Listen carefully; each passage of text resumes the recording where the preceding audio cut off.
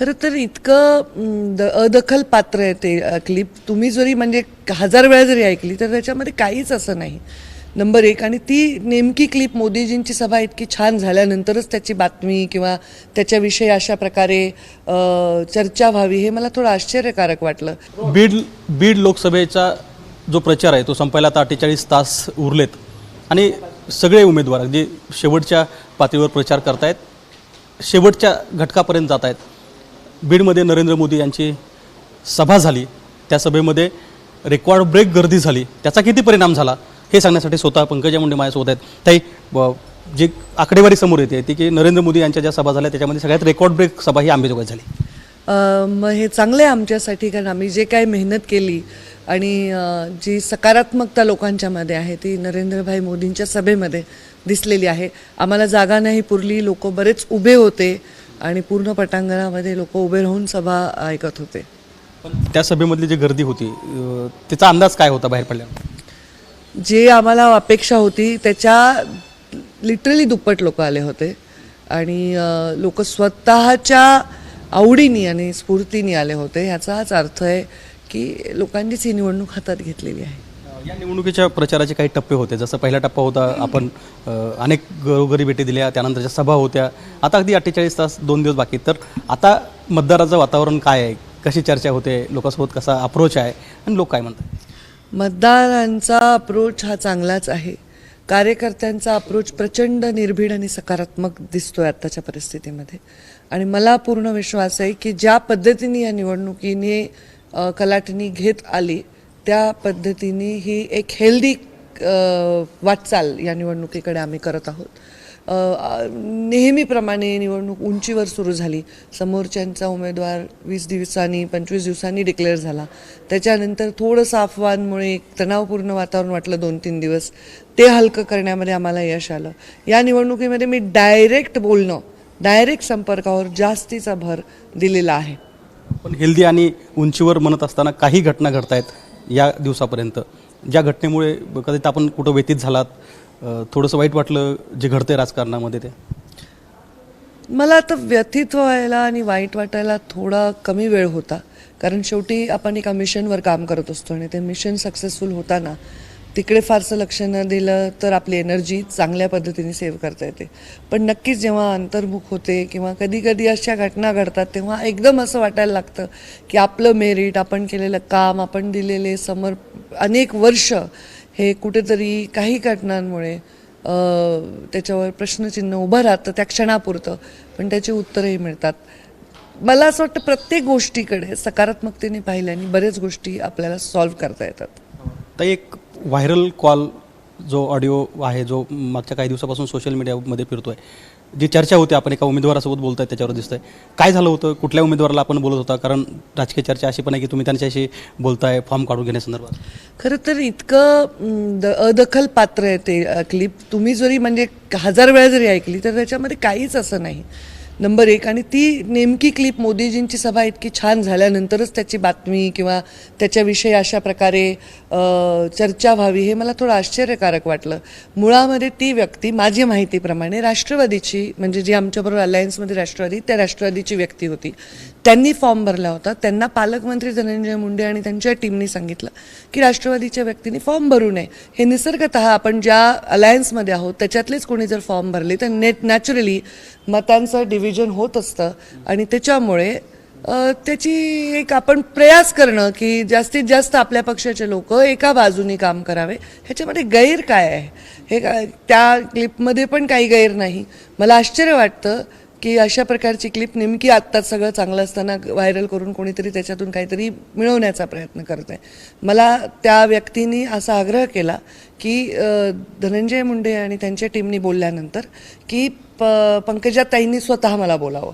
माझा त्यांचा परिचय नाही. माझ्या मते हीच व्यक्ती उभी होती मागच्या निवडणुकीत देखील, असं मला वाटतं. मला आय एम नॉट शुअर. त्यांनी तेव्हा काही मतही घेतली होती 10-20 हजार. त्यांचा आग्रह होता की पंकजाताईंनी मला बोलावं आणि हा आग्रह बऱ्याच ठिकाणी असतो लोकांचे की ताईंनी आम्हाला बोलावं. आणि हे फार निसर्गता आहे की आपण आपल्याच पक्षाचा किंवा आपल्याशी जोडलेला व्यक्ती जर उभा असेल तर त्याला आपण म्हणून समजावून सांगतो. त्यांना उमेदवार म्हणणं चूक आहे. ते उमेदवार कसे होतील जर त्यांनी फॉर्मच ठेवला नाही तर ते उमेदवार नाही.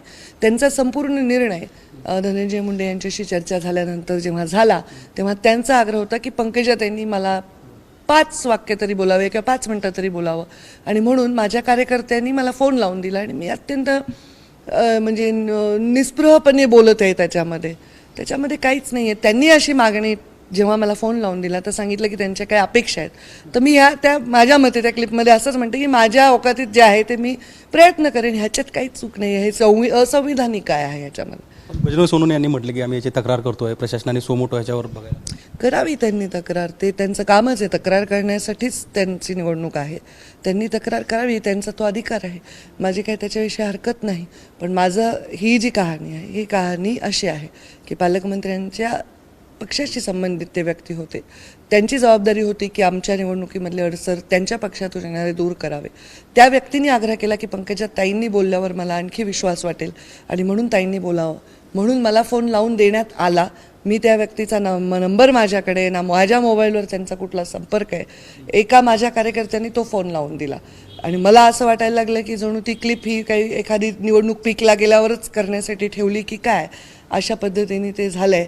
पण सर्व मतदारांमध्ये कुठलाही संभ्रम याच्यात असण्याचं काहीच कारण नाही. किती दिवसापूर्वी घडलं असेल ते, म्हणजे किती संभाषण कधीचं आहे आणि क्लिप कधी बाहेर? अहो, विड्रॉलचे दिवस कुठला होता, त्याच दिवशी झालंय. आणि ते म्हणत होते तुम्ही माझ्या विड्रॉलला आहे, तर म्हटलं असं कसं शक्य आहे, मी येऊ शकत नाही. आणि त्या दिवशी कितीतरी फॉर्म विड्रॉ झाले, त्यातले काही समोरच्या उमेदवारांच्या शिफारसीने झाले असतील, काही तर हे लोकशाहीत लोक का फॉर्म भरतात आणि का काढतात हे त्यांनाच विचारलं पाहिजे ना, आम्ही काय करू शकतो त्याच्यामध्ये. मला जेव्हा धनंजय मुंडेंच्या टीमनी आणि धनंजय मुंडेंनी वाल्मिकांनी सांगितलं की ताई त्यांना तुमच्याशीच बोलायचं आहे, तुम्ही फोनवर बोला, म्हणून मी बोलले. माझा त्यांचा परिचय देखील नाही, मी स्वतःहून फोन देखील केला नाही. त्यांनी काही 2-3 लोकांना अशा मला भेटवलं, त्यांच्या प्रयत्नातला तो विषय आहे, त्याच्यावर मी काही भाष्य करू शकणार नाही. शेवटचा प्रश्न माझा की लोकसभा निवडणुकीच्या शेवटच्या टप्प्यामध्ये पंकजा मुंडेला उमेदवार म्हणून काय वाटतं? कारण आता 48 तासामध्ये प्रचार यंत्रणा थांबणार आहे. अनुभव वेगळा होता स्वतःसाठी, कारण लोकसभा यापुढे तुम्ही बघितली पण ती साहेबासाठी होती किंवा प्रीतमताईसाठी होती, मात्र स्वतः उमेदवार म्हणून काय शेवटचा अनुभव होता या निवडणुकीला सामोरं? मला असं वाटलं की अनेक निवडणुकांपेक्षा या निवडणुकीमध्ये अत्यंत कठीण मानसिकता लोकांची झालेली होती. असे फेस करायची वेळ साहेबांवरही आली नाही, प्रीतमताईवर तर आलीच नाही. परंतु ही मानसिकता जी आहे ती उघडपणे होती. पहिले असेल जरी तरी सुप्त असायची, ती प्रचंड उघड होती. त्या मानसिकतेला उघड बोलणं, मोकळं बोलणं हे आवश्यक होतं. मध्यस्थ न ठेवता डायरेक्ट त्या लोकांशी संवाद साधणं आवश्यक होतं आणि तो प्रयत्न मी केला. निवडणुकीत खूप उतार चढाव असतातच, ते सगळे अनुभवले. निसर्गतः वाटतं जेव्हा आपण काम करत असतो तेव्हा आपण मेरिटवर काम करत असतो, आपण समोरच्या माणसांचा विकास करण्यासाठी काम करत असतो, कुठलाही भेद मनात न ठेवता. तेव्हा अशा काही अफवा जेव्हा असतात, काही अफवा पसरवल्या गेल्या की माझे अधिकारी असे होते, अमुकच समाजाचे होते, या सगळ्या म्हणजे मी तर म्हटलं एका सभेत की हे कोण अशिक्षित लोक अशा अफवा पसरवतात किंवा ह्यांच्याकडे काही कॅलिबर नसलेली लोक जेव्हा अशा गोष्टी करतात तेव्हा वाईट वाटतं. आमचं एक कॅलिबर आहे राजकारणामध्ये. मी गेले 22-23 वर्ष राजकारणात काम करते आहे. अत्यंत सकारात्मक माझं काम आहे. कुठलाही आरोप माझ्यावर निसर्गतः काही झालेला नाही, सिद्ध झालेला नाही. माझ्या जीवनामध्ये मी जो प्रवास केला आहे त्याच्यामध्ये कोणत्याही लोकांचा कधी कब्बर चहा मी अपेक्षित नाही ठेवला आहे. मी राजकारणात काम करते ते एका ध्येयाने झपाटून जाऊन मुंडे साहेबांच्या अर्थवट राहिलेल्या प्रवासाने एक मनामध्ये फार पीडा आहे, त्याच्यासाठी मी काम करते. नेहमी स्वतःसाठी मला ह्याच्यामध्ये काही अपेक्षा नाही आणि लोकांना मी विकासच दिला आहे आणि लोकांनी विकासावरच बोलावं, नाहीतर लोकांचं भविष्य धोक्यात येईल ही काळजी या निवडणुकीत माझी होती. आणि म्हणून मी जो प्रवास केला तो बेधडक केला, निर्भीडपणे केला. मला आज शेवटच्या टप्प्यात जर विचारलं तर अत्यंत काही ठिकाणी वेदना झाल्या, काही ठिकाणी अपमानित वाटलं, पण आज मला असं वाटतंय थोडंसं समाधान माझ्या मनामध्ये आज वाटतंय की शेवटी काही टक्के लोकांना मी योग्य दिशेने नेण्याकडे यशस्वी ठरत आहे. नक्कीच. तर आपण ऐकलं की ह्या होत्या पंकजा मुंडे, ज्या सांगतायत की लोकसभेची पहिली निवडणूक त्यांच्या आयुष्यातली होती, ज्याला सामोरे जाताना काही वेळा अपमान झाला, अफवा पसरल्या, मात्र ज्या मिशनवरती त्या निघाल्यात त्या समाधानी आहेत असं सांगता येतं. माझा सहकारी काकासाहेब कांबळेसह गोविंद शेळके, एबीपी माझा, बीड. एबीपी माझा, उघडा डोळे बघा नीट.